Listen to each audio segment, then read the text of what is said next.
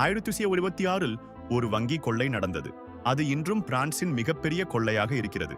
Albert ஸ்பாகியாரி என்ற நபர் nice நகரில் உள்ள சொசைட்டி ஜெனரல் வங்கியை குறிவைத்தார். அவர் வெறும் முன் கதவு வழியாக செல்லவில்லை, மாறாக நகரின் சாக்கடை அமைப்பு வழியாக ஒரு சுரங்கம் தோண்டினார். 3 மாதங்கள் அவர் குழுவினர் இரவு இரவாக வேலை செய்தனர். சாக்கடையின் துர்நாற்றத்தில், அழுக்கில், இருளில். இறுதியில் அவர்கள் வங்கியின் பாதாள அறையை அடைந்தனர். ஒரே இரவில் 6 கோடி ரூபாய் மதிப்பிலான பணமும் நகைகளும் திருடினர். அவர்கள் ஒரு செய்தியும் விட்டுச் சென்றனர். ஆயுதங்களும் இல்லை, வன்முறையும் இல்லை, வெறும் திறமை மட்டுமே. காவல்துறை அவரை பிடித்தது. ஆனால் நீதிமன்றத்திலிருந்து அவர் தப்பித்து ஓடினார்.